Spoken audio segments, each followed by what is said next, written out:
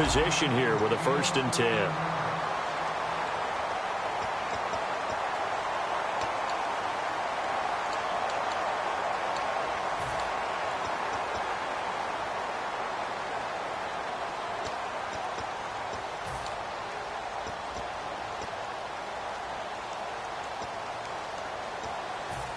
Really nice starting field position here for the offensive unit. They'll come out in the pistol. Now it's Jackson. Nothing doing. Barely able to muster a yard to hit the 35. Sam Shields, the one that got him down. That's a good play by the guys on the defensive side of the ball. Held him to a gain of 2. And that changes the playbook a little bit now for the guy calling plays. 2nd and 8. Now he's got to probably think about going to the air instead of maybe staying with the ground game. They'll put 2 receivers left, 2 to the right. Now a shotgun snap as they'll look to throw. Throw right side, complete to Williams. 15 yards through the air and a 1st down. And with that completion, he's now north of 200 yards here in the 1st half. Boy, a tough start for the secondary defensively. It is, and it's got to put a dent in their confidence. And, you know, you always want to keep that up and feel like you can always bounce back after plays. But with the kind of numbers he's putting up here, it's starting to wear on them a little bit, I think. So they're looking at each other and trying to figure out what defense will work and how can they play better without getting beat deep for big passes. Credit him with a 1-yard gain there to make it 2nd and 9. So if I'm an offensive coordinator, there's one thing that I know for sure. This is one of the top 5 teams in the NFL against the run. So when I look at my playlist, I'm probably thinking about throwing it.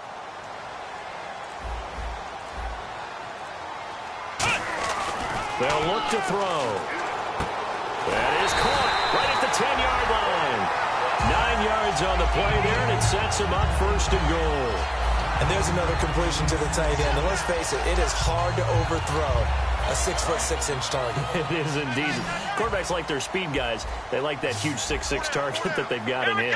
They really do, and it reminds me of what one great tight end told me once.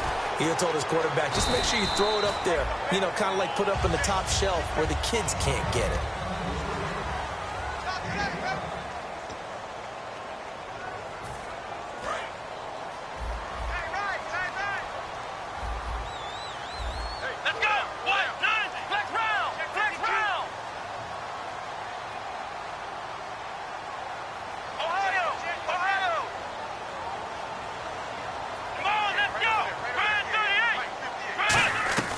From the shotgun, he'll look to throw. Flushed out right. And the hit jarred it loose. It's incomplete. We know it's not an easy job to go out and catch passes when people are trying to tackle you and knock the ball away. But the bottom line is, that's a pass he's got to have and a pass he should have caught.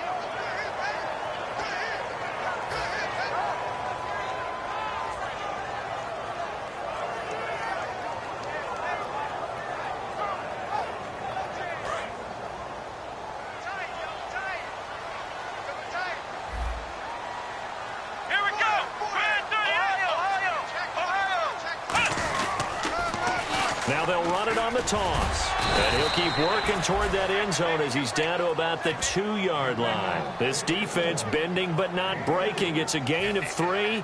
It's now 4th and goal. And the Cowboys will call on Dan Bailey here. From the right hash at a bit of a tight angle. And Bailey able to knock it through. And the drive will wind up yielding 3. So give them 3 there. A good drive gets them inside the 5, but they couldn't punch it in. And credit this defense, too. That was the old bend but don't break approach. But it kept the offense out of the end zone. And no run back here. This will be a touchback, and it comes out to the 25-yard line. The 49ers offense now, they get set to head back on the field. And the last time that they were on the field, a little demoralizing. Missed field goal. You always feel like you want to get it in the end zone, but then, oh, well, at least we're going to get 3. Didn't go through the goalpost, though. It does test the mental processes of a team, though, doesn't it?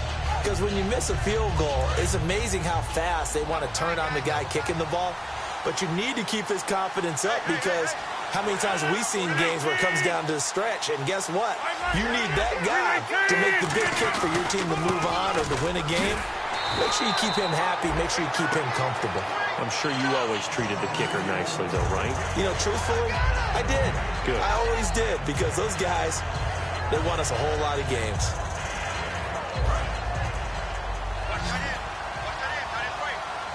They'll come out in the pistol. Now Rodgers throwing on second down. Quick hitter here, it's complete. And they'll lose a yard that time, and that's going to lead to a third down. And that was well defended. And as a cornerback, what you're taught when you see a wide receiver screen, either you get underneath the play before the blocking forms, or you're going to have to fight your way through it by getting through some blocking. That was a really nice play there. 3rd and 11, 5 in the secondary now. Nickel look. And he goes in motion here in the backfield.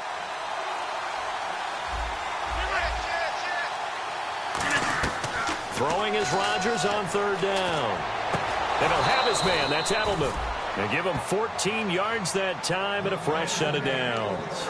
The former 7th-round pick, Julian Edelman, just continues to have such a productive career. And has made himself into a receiver. Remember, he was a college quarterback, and not just a productive one, a very good one. At Kent State, right? Yes, a great leader, a guy who could make plays with his feet and his arm. Got to the NFL and had to convert into being a receiver and was drafted that way. And that conversion, oh boy, it's been good. Whenever we meet with coaches and they always talk about wanting to establish running the football, it's oftentimes with a good tight end who can control the line of scrimmage and the point of attack, and they're becoming harder to find because the colleges are giving us a whole lot of receiving tight ends, former wide receivers who can run, not necessarily block very well. In this case, though, we saw 2 tight ends on the field, both of them with the ability to block, and he ran the ball successfully behind that power set. And after the play on the ground, that brings up 2nd down here.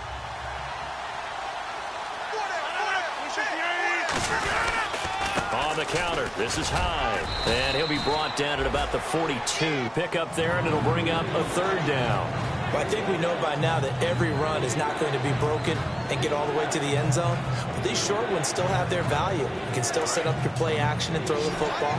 You control the clock because you have the ball and they don't. And often the physicality sets the tempo for the game. To throw is Rodgers. It's complete to Grant. And he's going to have the 1st down, yardage to the 35. Would it be safe to say that as precise as routes are supposed to be run in the NFL, maybe they're not quite as precise in college ball? That's accurate, yeah. And I think we saw a college route in the NFL there. Just find the soft spot, find the dead zone, and find the 1st down. And that's what he just did. Not an ideal spot to be on 1st down, but I love that the play caller did not immediately abandon the running game and say, okay, we got to throw in order to pick it up. Stayed with the run, was rewarded with a big-time pickup.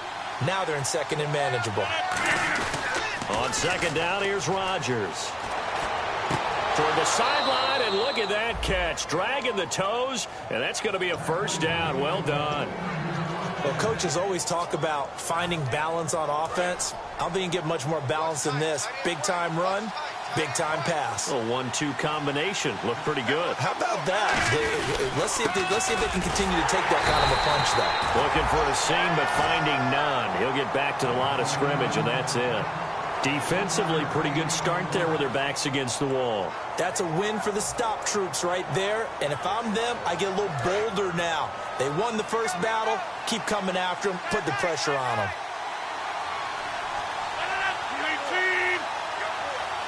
Brief break in the action here. We're back to Arlington right after this timeout. And this seemingly endless drive continues.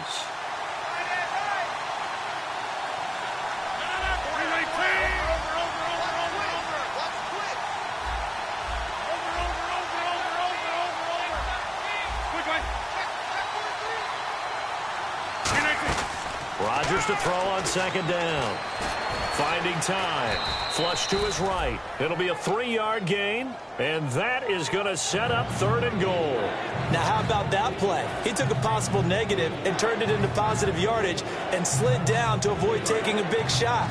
Excellent job getting down and avoiding the big hit. And on the outside, they're playing press coverage. And the back goes into motion.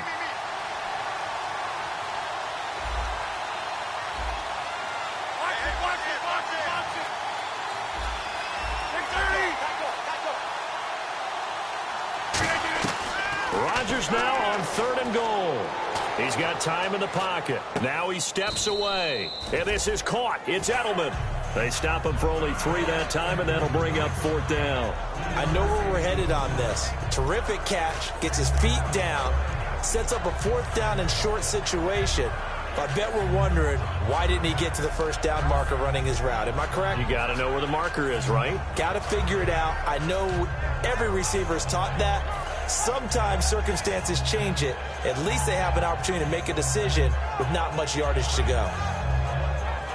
The offense is staying out there. Here we go on 4th and goal from the 1. They come out here in the I.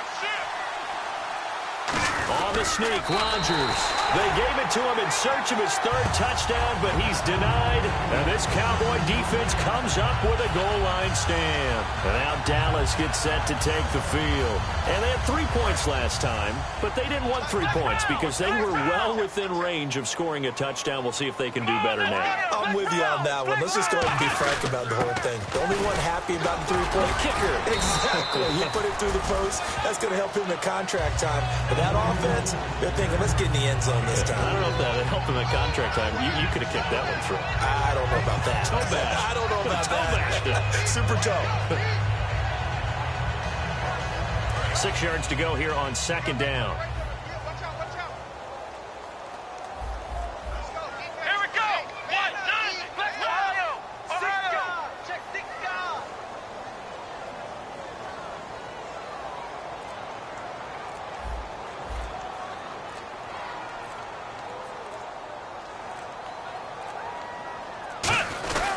They run again with Jackson, and he'll be taken.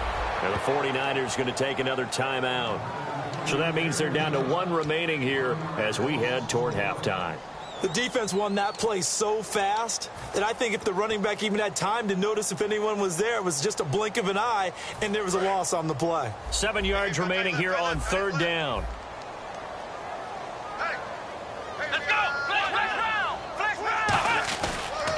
Now Dunbar. And he's going to lose yardage back to his own 1-yard line. And a timeout here. Timeout taken, whistles blown. Timeout taken by the receiving team. And with halftime on the horizon, they'll be out of timeouts from here forward. Out now comes the Cowboys punter. On for his 2nd punt. He'd take a repeat of his 1st.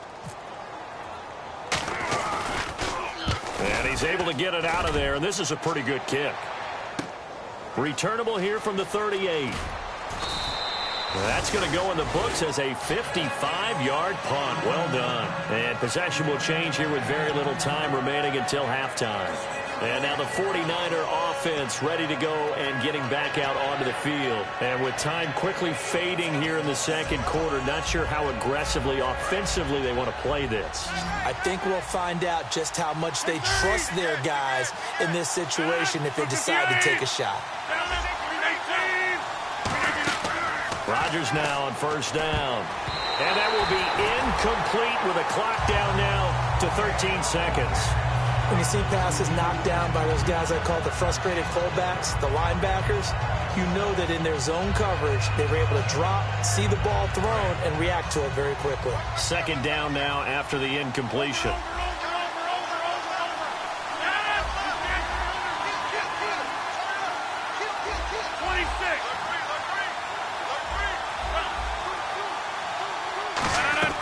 Rodgers will try again on 2nd down.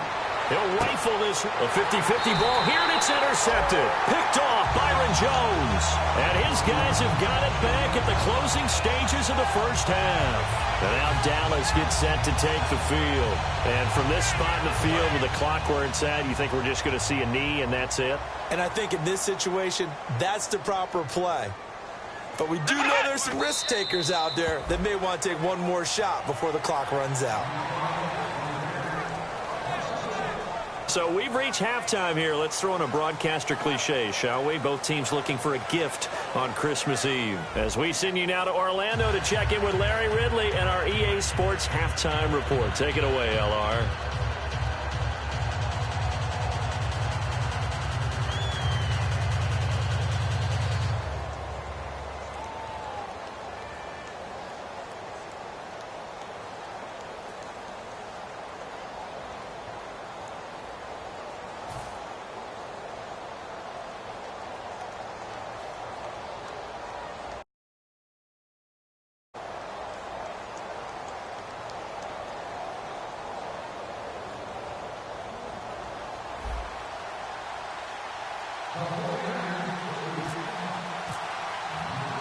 So both teams have their marching orders, and we'll get going again here in quarter number 3. This will be taken in at the 1. And they'll take it past the 25 and up to the 28.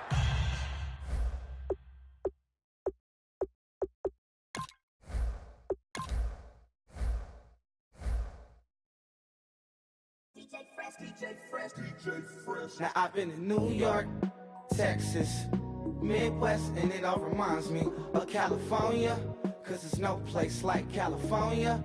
California, A-A-T-L-M-I-A-D-M-V, all reminds me of California, cause there's no place like California. California, New York, Texas, Midwest, and it all reminds me of California, cause there's no place like California. California, I got some out in Dallas, now I'm smelling like LA. Met a from Miami to the Machiavelli. Left the kids on the belly,